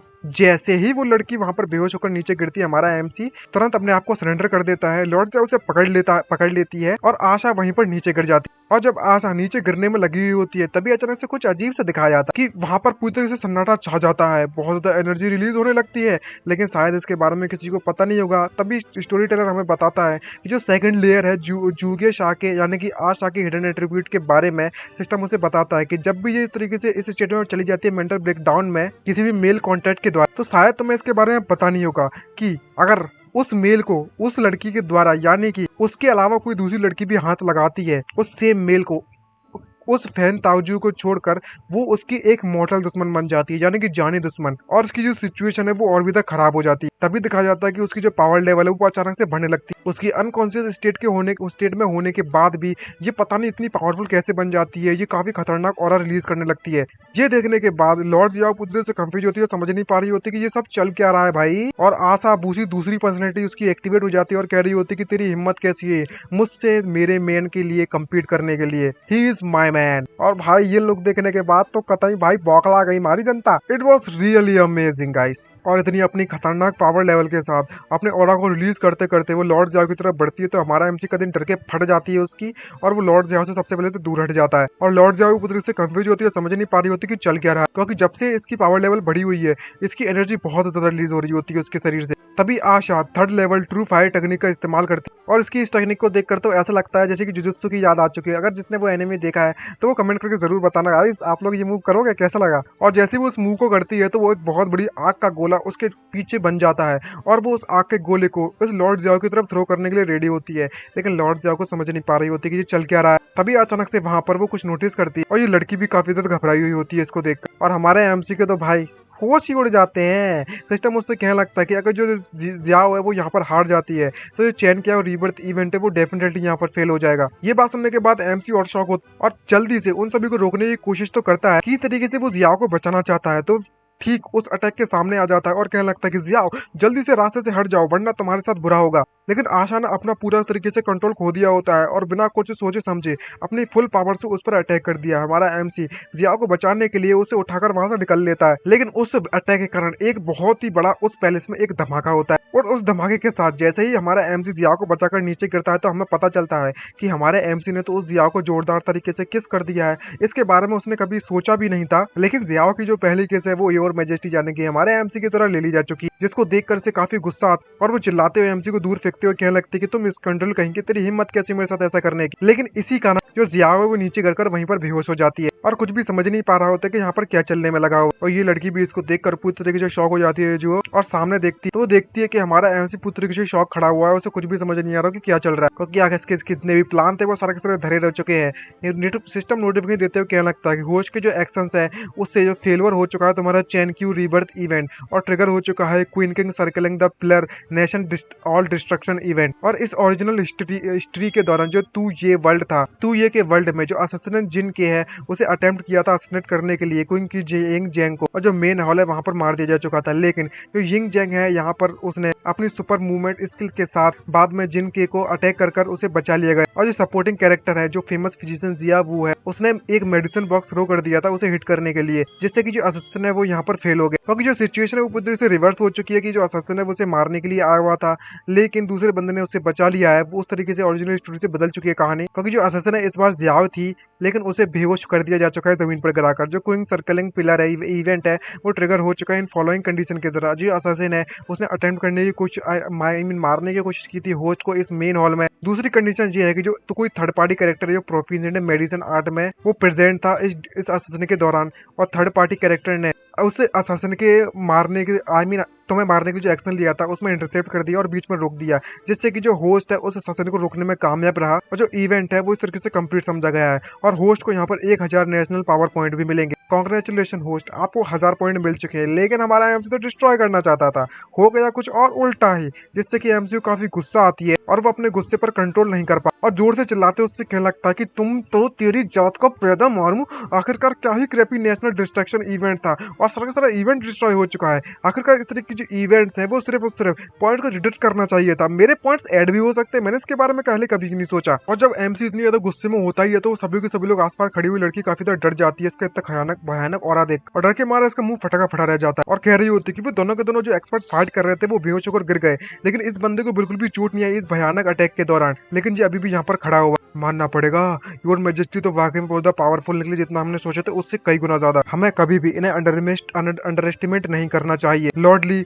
मैं वाकई में आप समझ में आ चुका है कि आप किस तरीके की एक्सप्रेशन बनाने में लगे थे उस समय पर जब आप तू ये के बारे में बात कर रहे थे उस मूवमेंट पर। तभी समय निकलता है, तभी लॉर्ड जियाओ को धीरे धीरे करके होश आने लगता है। उसकी लार देखकर तो ऐसा लगता है कि ये कुछ अजीब तरीके का सपना देख रही थी, और जैसे ही उसे होश आता है तो वो अपने सामने योर मैजेस्टी यानी कि हमारे एमसी को देखती है। तो एमसी अगर उससे क्या लगता है कि ओह तो तुम्हें होश आ चुका है, तो जियाओ की आंखें खुलती हैं तो वो तुरंत वहां से उठती है और उससे पूछने लगती है कि आखिरकार ये कौन सी जगह है भाई। तो हमारा एमसी कहने लगता है कि ये मेरा स्लीपिंग चैम्बर है, ये मेरा बेड है, यहाँ पर हम लोग सोते हैं। और नोटिस कर देखकर कहने लगती है कि ये सब क्या करने में लगा हुआ है, तुम टायरेंट शेमलेस डिवेज कहीं के, तुमने मुझे भी नहीं छोड़ा, अब तुम मेरा भी इस्तेमाल करना चाहते हो। एमसी पूरी तरह से कंफ्यूजन समझ नहीं पा रहा होता कि आखिर ये क्या कह रही है। यहाँ पर जियाओ चिल्लाते उससे कह रही होती है कि भले ही तुम मुझे यहाँ पर इस तरीके से अपडेट कर अब जो चाहे कर लो, लेकिन तुम कभी भी मुझे अपना नहीं बना पाओगे। ये सोचकर एमसी पूछता है कि तुम क्या सोचने में लगी हुई है, और उसे तुरंत बताता है और कहने लगता है कि बिना मेरी मर्जी के तुम्हें क्या लगता है कि तुम यहाँ पर जिंदा इस वक्त बैठी हुई होती, तुम ऑलरेडी मारी जा चुकी होती अगर मैंने तुम्हारी मदद नहीं की होती, वो भी उस ली तियानुन के हाथों में। तभी हमें थोड़ी देर पहले की कहानी की सिचुएशन के बारे में बताया जाता है कि उस मूवमेंट पर जब की सारी जो सिचुएशन हो गई थी, एक इंसेंस स्टिक बर्निंग टाइम पर असैसिनेशन अटेम्प्ट पर जो ली तियानुन है वो पूरी पूरी रिस्पॉन्सिबल था इस पैलेस सिक्योरिटी को लेकर, जिससे कि जहाँ पर इतने भी गार्ड्स थे वो यहाँ पर आ गए थे उस अटैक को देखने के लिए। और ली तियानुन पूरी आर्मी को लेकर आकर कहने लगता है कि योर मैजेस्टी को प्रोटेक्ट करो, असैसिन को यहीं पर पकड़ लो। और आकर कहने लगता है कि मेरी नेग्लिजेंस यानी कि आप मेरी सिक्योरिटी अच्छी तरीके से ना होने के कारण योर मैजेस्टी की जो सिचुएशन है वो काफी खतरनाक हो सकती थी, मुझे तो मरने लायक सजा मिलनी चाहिए। लेकिन हमारा एमसी उसे माफ करता है और कहने लगता है कि कोई फर्क नहीं पड़ने वाला, तुम जाओ, मैं बिल्कुल सुरक्षित हूँ। और ली तियानुन कहने लगता है कि मैं इस असैसिन को अपने साथ लेकर जाता हूँ ताकि मैं इन्वेस्टिगेट कर सकूँ उस मास्टरमाइंड के बारे में जो कि इस सभी के अटैक के पीछे है। ये सुनकर एमसी कहने लगता है कि ये बिल्कुल भी नहीं चलने वाला, ऐसा मैं नहीं होने दे सकता बिल्कुल भी। अब उसे जाने तो दे नहीं सकता जियाओ को, तो वो थोड़ा दिमाग लगाता है और वो तुरंत उसे पकड़कर उससे कहने लगता है कि ये जो असैसिन है वो काफी द ब्यूटीफुल है, तो मैं इसे आज रात को अपने साथ ले जाना चाहता हूँ, आज से ये मेरे साथ ही रहेगी। इसने वाकई में अपने हारिम वाला दिखा दिया ना अपनी पावर। और इसको देखकर ली तियानुन काफी शौक होता है और कहने लगता है योर मैजेस्टी ये जो असैसिन है वो काफी द डेंजरस है, ये काफी द आपके लिए ठीक नहीं रहने वाला है कि अगर आपके साइड में रहेगी ये असैसिन। तो एमसी उससे कहने लगता है कि मुझे थोड़ी बहुत एक्साइटमेंट ज्यादा पसंद है, या फिर तुम मुझे ये कहना चाहते हो कि मैं यहाँ पर एक हार्मलेस बिना किसी वेपन के वेपनलेस वुमन को नहीं संभाल सकता। इस तरह के एक्सप्रेशन देखकर ली तियानुन के पास कोई भी ऑप्शन नहीं बचता और वो घबराते हुए मना कर देता और कहने लगता है कि मेरे में बिल्कुल भी ऐसी हिम्मत नहीं है। और वो तुरंत आशु से कहता है कि तुम यहाँ पर आशा का तुम्हें ख्याल रखना है चाहे कुछ भी हो जाए, जाओ आशु तुम मेरे साथ चलो और सभी के सभी लोग इस पार्टी को छोड़कर अब जहाँ से जा सकते हो। कहानी प्रेजेंट में आती है जहाँ पर सोचकर कह रहा होता है कि जो चेनक्यू रीबर्थ इवेंट है वो ऑलरेडी फेल्ड हो चुका है, लेकिन ये असैसिन है, मैं इसका इस्तेमाल अभी भी कर सकता हूँ, ये मेरे लिए काफी वैल्यूएबल है, चाहे कुछ भी हो जाए मुझे तूसू के पास इसे वापस भेजना ही पड़ेगा ताकि इसके जो इस कंट्री को डिस्ट्रॉय करने का जो प्लान है वो कंटिन्यू रह सके। तभी वो जैसे उस अपनी तिरछी निगाहों से असैसिन को देखता है जियाओ को, तो जियाओ घबरा जाती है और उससे कहने लगती है कि तुम काफी तक क्लोज आ चुके हो, तुम मुझे मार दो या टॉर्चर को, लेकिन ये तुम पर डिपेंड करता है, लेकिन तुम मेरे इतने ज्यादा नजदीक आने की बिल्कुल भी मत सोचना, तुम दी बच्ची कहीं के। और अपने हाथों से उसके मुंह को कंट्रोल करने लगती है ताकि उसके नजदीक ना आने दे सके और उससे कहने लगते है कि तुम यहीं पर मार सकते हो, लेकिन एक बात का ख्याल रखना कि जो मैसेज तुमने जो भेजा था उस प्रिंस को एग्जीक्यूट करने के लिए यानी कि तूसू को मारने के लिए हमने उसका ख्याल ऑलरेडी रख दिया है, आई मीन उसे निपटा दिया है पहली फुर्सत में, अभी नहीं तो बाद में प्रिंस तू को इसके बारे में पता चल ही जाएगा और वो तुम्हारा अच्छी तरीके से बैंड बजा देंगे और तब तुम यहाँ पर बिल्कुल भी कुछ भी नहीं कर पाओगी क्योंकि अब तुम्हारी पोल ऑलरेडी खुल चुकी है। ये सब जानने के बाद एमसी कुछ भी समझ नहीं पा रहा होता, पूरी से कंफ्यूज होता और उससे क्या लगता है कि तूसू को एग्जीक्यूट करने के लिए मैंने आकर ये सब भेज दिया। ये बात सुनकर जिया को गुस्सा आती है और कहने लगता है कि तुम मेरे साथ गेम खेलना बंद करो, जो प्रिंस तूसू है उसे अपॉइंट कर दिया, आई मीन अब उसे अपॉइंट कर दिया जा चुका था लेट एम्परर के द्वारा ऑलरेडी से इस सिंहासन में बैठने के लिए, लेकिन तुम अगर उसे इस तरीके से नहीं मारोगे तो आखिरकार तुम इस थ्रोन को सिक्योरली कैसे हासिल कर पाओगे, तुम मुझे ये बताओ, और तुम्हें तो वो ऑर्डर दिया था। ये सुनकर जाओ पूरी तरीके से कंफ्यूज होती है और जुओ और सोच रही होती है कि ये सब क्या होने में लगा हुआ है। इस मैटर से साफ साफ पता चलता है कि इससे हमारे मैजेस्टी का कुछ भी लेना देना नहीं है और ये सारी की सारी जो सिचुएशन हो रखी है वो मेरे फ्यूचर फादर के द्वारा ही की गई होगी। और एमसी थोड़ा सोचता है और कहने लगता है कि जाओ जुओ की एक्सप्रेशन देखकर साफ साफ पता चलता है कि ये जानती है कि यहाँ पर कुछ ना कुछ तो गड़बड़ जरूर है। मुझे लगता है कि जो जाओ जुओ है वो जो ओल्ड मैन फैटी है उसने कोई ना कोई ट्रिक का इस्तेमाल किया है और फॉर्ज की एक नकली डिग्री ताकि वो मेरे पीछे पीछे अपने इस्तेमाल कर सकते, अपने प्लान को पूरा कर सके। लेकिन मेरे लिए ये कोई ब्लेसिंग से कम नहीं है डिस्कस के रूप में, ये जो ब्लेम है वो मैं लेने के लिए तैयार हूँ और तूसू की जो हेट्रेड है वो अपने तरफ लेने के लिए भी तैयार हूँ। और तभी हमारा एमसी जोर जोर से हंसने लगता है जिसको देखकर ये जियाओ काफी ज्यादा घबरा जाती है और समझ नहीं पा रही होती कि ये सब चल क्या रहा है। तभी हमारा एमसी एक्टिंग मोड में आता है, डरावने मोड में, और कहने लगता है कि ओह मुझे अभी याद आया वो डिग्री मेरे ही द्वारा रिलीज की गई थी, जिसको देखकर जाओ पूरी तरह से कंफ्यूज होती है, समझ नहीं पा रहा होता कि चल क्या रहा है। तभी वो अपना वेपन उठाकर कहने लगता है कि आफ्टर वह सबसे ज्यादा पावरफुल ट्रूप को कंट्रोल करता है और वो सारी की सारी पावर है वो मेरे लिए छोड़ी गई थी मेरे फादर के द्वारा, उसके लिए नहीं, आप सारी की सारी पावर को माई कंट्रोल करेगा। ये बात सुनकर जाओ पूरी तरीके से कंफ्यूज होती है और सोच रही होती है कि आखिरकार जो रोड मैजेस्टी है वो सारा का सारा ब्लेम अपने ऊपर क्यों लेने के लिए तैयार हो चुके हैं। दूसरी तरफ हमारा एमसी कह रहा होता है कि जरा तुम इसके बारे में सोचो तो,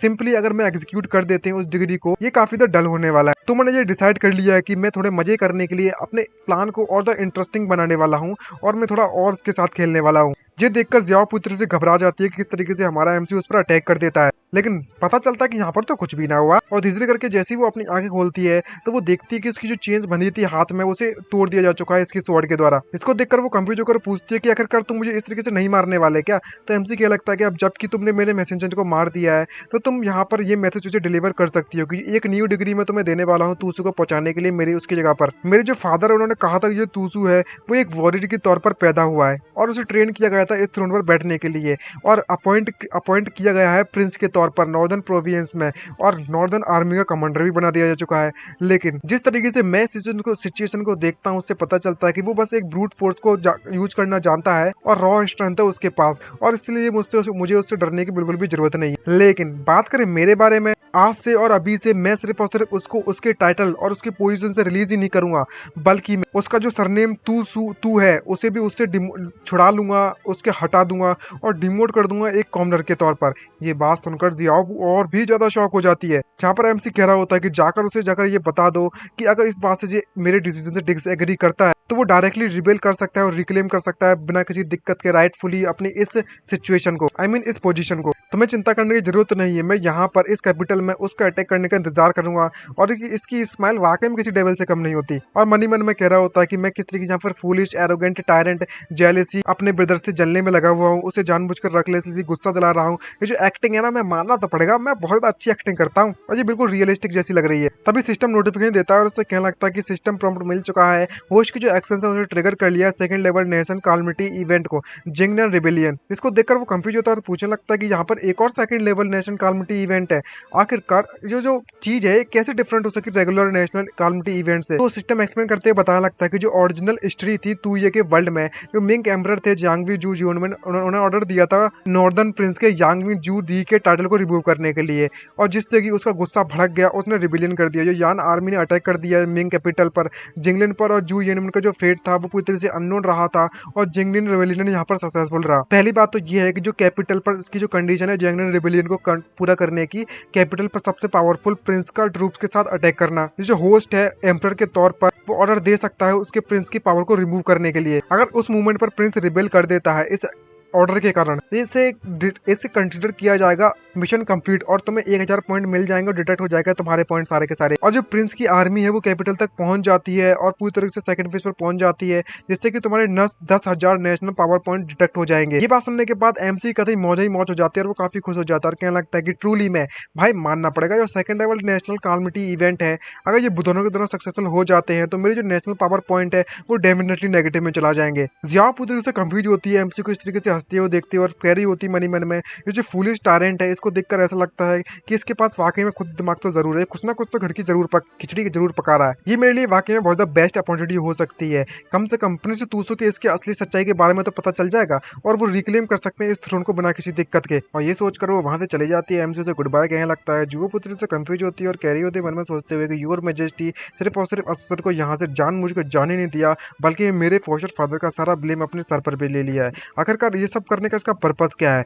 वो क्या तूसू को प्रोवोक जाने की गुस्सा दिलाना चाहते हैं इसे वापस भेजकर इस तरीके से? जब एमसी उसे वापस जाते हुए देखता है तभी उसके दिमाग की बत्ती जलती है और उसे कुछ याद आता है और कहने लगता है कि मैं इस तरीके से जो सडन इवेंट्स है उनको यूज नहीं कर सकता। अगर मैं सिस्टम के नेचर को इस तरीके से जानता हूँ तो शायद वो नेगेटिव पॉइंट्स को पॉजिटिव पॉइंट में बदल देता है। तो इस नेशन डिस्ट्रॉइंग टास्क को कंप्लीट करने के लिए मुझे अभी भी कोई दूसरे कनिंग मिनिस्टर्स जो मेरे आसपास है उनका यूज करना पड़ेगा। और तभी वापस से जाओ को मुड़कर देखता है पीछे तो उसके दिमाग की बत्ती जलती है और कहने लगता है कि जाओ शू, ये वाकई में मानना पड़ेगा इसके पास जाओ जियो इसके पीछे है, तो अगर मैं इसका यूज करूं तो मेरे लिए फायदा नहीं रहेगा। ये जाओ जो वो हमेशा से कोर्ट को अटेंड नहीं करवाना चाहता था मुझसे, ये वाकई में उसके लिए यूजफुल रह सकता है। और लड़की पूरी तरीके से कंफ्यूज होती है इसकी इस तरीके से तिरछी निगाहों को देखते हो कि आखिरकार ये क्या सोच रहा है मेरी बॉडी को इस तरीके से देखकर। तभी हमारा एमसी जाओ शिव को अपने पास बुलाता और उसे ऑर्डर देते उससे कहने लगता है कि मैं यहाँ पर बहुत ज्यादा अटेंशन ध्यान देने में लगा हूँ आजू और आशा पर, और मैंने तुम्हें काफी ज्यादा निगलेक्ट कर दिया है, इसके लिए मैं तुमसे माफी चाहूंगा। ये बात सुनकर वो काफी शर्मिंदगी से महसूस करती है और वहीं पर घुटने पर टिक जाती है और कहने लगती है कि इस तरीके से योर मैजेस्टी मुझसे कहने में लगे हुए हैं, इससे मुझे बहुत ज्यादा डर लग रहा है। तो एमसी से शांत कराते हैं उससे कहने लगता है कि तुम्हें चिंता करने की जरूरत नहीं है, जो भी मैंने तुमसे पहले कहा था तुम डेफिनेटली फ्रीली से इन्फॉर्म कर सकती हो जाओ जियो पर, और अब मेरी सिचुएशन के बारे में सब कुछ बता सकती हो। और इस बार मैं चाहता हूँ कि तुम मेरा मैसेज उस तक पहुंचा दो और उसे जाकर ये बताना कि मैं यहाँ पर कोर्ट को अटेंड करने के लिए रेडी हो चुका हूँ और जितने भी मैटर्स हैं वो उसे आगे बढ़ा सकता है और उसे वहां पर जाने के लिए तैयार रहना चाहिए। ये बात सुनने के बाद ये बहुत ज्यादा शॉक हो जाती है और काफी घबरा जाती है। घबराहट के कारण इसके पसीने छूट जाते हैं डर के मारे। और तभी हमें नेक्स्ट डे का सीन दिखाया जाता है जहाँ पर कोर्ट लगती है, सभी के सभी मिनिस्टर्स वहाँ पर आ जाते हैं और अनाउंसमेंट होती है कि प्राइम मिनिस्टर जो यहाँ पर आ चुके हैं। सभी लोग उसे ग्रीट करते हैं, लौट जाओ लौट जाओ। और ये काफी पोज मारते हुए आ रहा था फैटे कहीं का साला। तभी वो जैसे ही सामने देखता है उसको सारा का सारा सन्नाटा छा जाता है और वो देखता है कि जो ली तियानिन की जो सीट है वो खाली है। और वो देख कर पूछता है कि वो कहाँ पर है। तो उसका सर्वेंट बताता है कि वो इस वक्त तबीयत खराब है इसलिए यहाँ पर नहीं आ सकते। जिसको देखकर इसे काफी गुस्सा आती है फैटी को और कहने लगता है कि ली तियानिन उसने अंडर एस्टिमेट करने में लगा हुआ मेरे प्लान्स को अभी भी। खैर भूल जाओ इसके बारे में। जो लॉर्ड लू की हेल्थ है वो काफी ज्यादा इंपॉर्टेंट है। कोई फर्क नहीं पड़ने वाला कि आखिरकार वो यहाँ पर एब्सेंट हो या प्रेजेंट हो। एक बार मैं इस तुए से आज पूरी तरीके से निपट लूँ और इसे अपनी अथॉरिटी दिखा दूँ इस कोर्ट में, तो मैं डेफिनेटली अपना जो हिसाब है उससे बराबर करके ही रहूंगा अभी बाद में। तभी अनाउंसमेंट होती है कि एम्पर यहाँ पर एंट्री लेने वाले हैं और सभी के सभी लोग उसी को देख रहे होते हैं कि आखिरकार ये सब क्या चल रहा है। तभी अचानक से जैसे ही हमारा एमसी आता है तो पता चलता है कि वो तो जुओ शाह के साथ में आया हुआ है। सभी मिनिस्टर खुसफुस करते हैं और कह रहे होते हैं कि आखिरकार एक एम्पर अपनी कंक्यूबेंस के साथ में कोर्ट में कब से आने लगा, ये तो हमारे इस प्रोटोकॉल के पूरी तरीके से अगेंस्ट है। तभी हमारा एमसी एक डेविल स्माइल मारता और कहने लगता है कि क्या तुम बस एक ही कंक्यूबेंस को झेल नहीं पा रहे। ये सोच सुनने के बाद सभी के सभी लोग पूरी तरह से कंफ्यूज होते हैं और तभी जैसे ही वो सामने कुछ देखते हैं तो उनके दिमाग के फ्यूज उड़ जाते हैं और समझ नहीं पा रहे होते कि ये क्या चल रहा है भाई, ये क्या होने में लगा हुआ है। और पता चलता है कि हमारा एमसी सिर्फ और सिर्फ एक कंक्यूबेन को नहीं बल्कि मैं पूरी की पूरी हारेम को वहां पर लेकर आकर जा चुका है। उसकी सारे की सारी वाइफ्स यहाँ पर मौजूद हैं इस वक्त। और ये वाकई में इन सभी के लिए बहुत ही ज्यादा शॉकिंग न्यूज थी। ये बात तो मुझे भी एग्री करता हूँ यार। ये सब देखते हैं तो वहां पर आधे से ज्यादा मिनिस्टर तो बेहोश होकर वहीं पर गिर जाते हैं और कहने लगते हैं कि हे लेट एम्पर, ऐसा क्या पाप कर दिया था यहाँ पर कि ये ऐसे कांड करने में लगा हुआ है। और सारी की सारी जो कंक्यूबेंस होती है वो इधर उधर जाती हैं। सभी मिनिस्टर की कभी मूछें और कभी दाढ़ी खींचने लगती है और कह रही होती है अच्छा तो ये है ग्रांड कोर्ट की असेंबली। ये वाकई में देखने में काफी ज्यादा बोरिंग लगने में लगी हुई है। जिसको देखकर हमारा एमसी कभी बहुत ज्यादा एंजॉय कर रहा होता है, काफी जोर जोर से हंसते हुए क्या लगता है कि मुझे लगा था कि जो इंपीरियल कंक्यूबेंस है वो वाकई में एक्सपीरियंस लेना चाहेंगे इस ग्रांड कोर्ट असेंबली में, तो मुझे लगा था कि मैं इसे यहाँ पर लेकर आ जाऊँ। मैं उम्मीद करता हूँ कि आपको इससे कोई दिक्कत नहीं होगी। लेकिन जाओ जाने की ये फैटी ये देखकर काफी सरप्राइज होता है और कहने लगता है कि इस लड़के का दिमाग तो ठिकाने पर है ना, ये सडनली इस तरीके से हरकतें देने में लगा हुआ है, इससे तो इसका नुकसान ही होगा। और सभी के सभी मिनिस्टर शॉक हो जाते हैं और कह रहे होते हैं कि सबसे ज्यादा मोस्ट वर्थलेस मेडन को यानी कि इस लड़की को कंक्यूबेन बनने के लिए हमने मेजेस्टी की तरफ भेजा था पैलेस में, अब वो यहाँ पर हमारे सामने इस तरीके से खड़ी हुई है। कितनी ज्यादा शर्मिंदगी वाली बात है। हमने उन सभी को इसलिए भेजा था लॉर्ड ली के सजेशन पर। और वो रोते चिल्लाते कहने लगता है कि योर मेजेस्टी क्या आप जानबूझकर यहाँ पर अपने हारेम को कोर्ट में लेकर आ रहे हो ताकि आप हमें ह्यूमिलेट कर सको। तो फैटी जू चिल्लाता और कहने लगता है कि योर मेजेस्टी आप अपने हारेम को यहाँ पर ला रहे हो ग्रांड कोर्ट असेंबली में, ये हमारे प्रोटोकॉल्स के खिलाफ है। आखिरकार आपके इंटेंशंस क्या ये सब करने के। तो हमारा एमसी उनको हंसते हुए कहने लगता है कि तुम्हें चिंता करने की जरूरत नहीं है, मेरे पास कोई भी इंटेंशन नहीं है आप सभी के खिलाफ। मैं बस यहाँ पर एक फूलिश बहुत ज्यादा लग्जरी में रहने वाला बंदा, एक इस तरीके का रूलर हूँ। और ये रीजनेबल वाली बात तो बिल्कुल भी नहीं होने वाली अगर मैं अपने हारेम को कोर्ट मीटिंग में नहीं लाता हूँ तो। ये सुनने के बाद ये पूरी तरीके से फैटी कंफ्यूज होता है और समझ नहीं पा रहा होता कि है ये क्या बकवास किया जा रहा है भैया। तो हमारा एमसी एक डेविल की स्माइल मारते हुए कहने लगता है कैसा रहा मेरा प्लान, कैसा रहा मेरा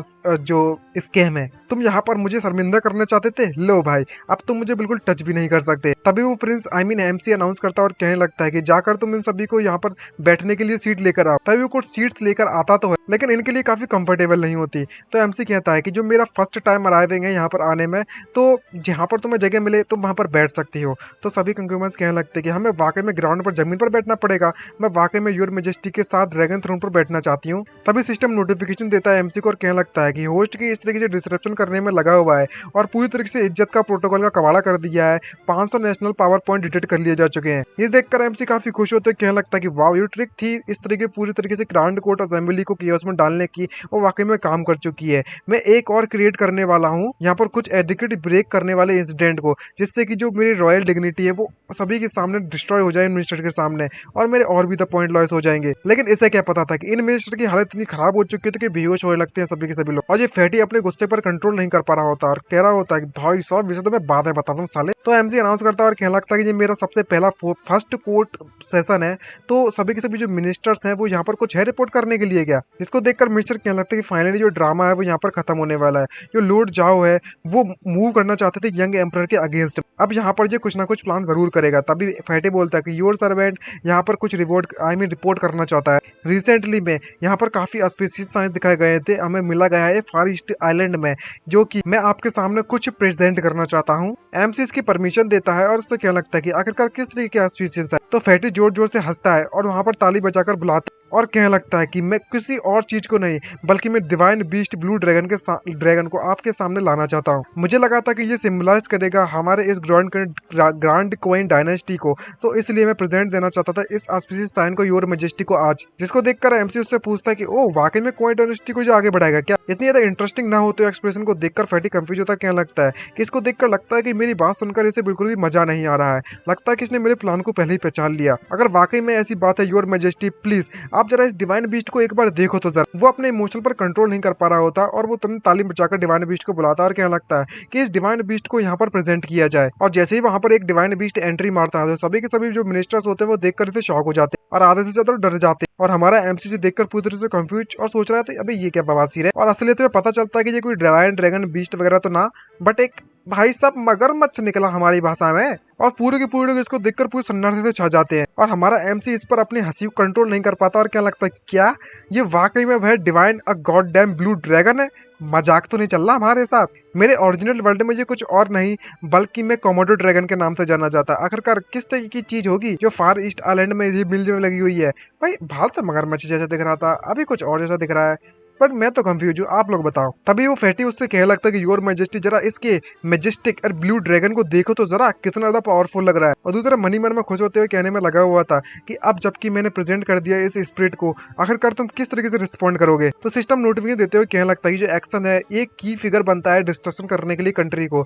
जो जाओ जू है जो उसने ट्रिगर कर दिया sudden national destroying event inverting the deer वाले इवेंट को। इसको सुनकर वो कहने लगता है कि ओ सडन इवेंट, उसे देखकर लगता है कि इसे नेसेसरी नहीं था ट्रिगर करने के लिए वैसे मेरे लिए। तो यहाँ पर बताया जाता है कि हिस्ट्री बैकग्राउंड में ओरिजिनल हिस्ट्री में जो एम्परर क्वाइन शियर के रीजन में जो प्राइम मिनिस्टर जाओ गाओ थे उन्होंने प्रेजेंट किया था एक स्पॉटेड डियर को एम्परर हू के सामने पूरी कोर्ट में सामने, और इन्वर्ट किया था ब्लैक एंड व्हाइट को, यानी कि झूठ को सच में बदलने वाला काम किया था। और उस ड्रैगन को हॉर्स बता रहे थे, आई मीन उस डियर को हॉर्स बता रहे थे, जिससे कि इतने कर्टियस इतने फॉलो कर रहे थे, उनकी बातों को मान रहे थे।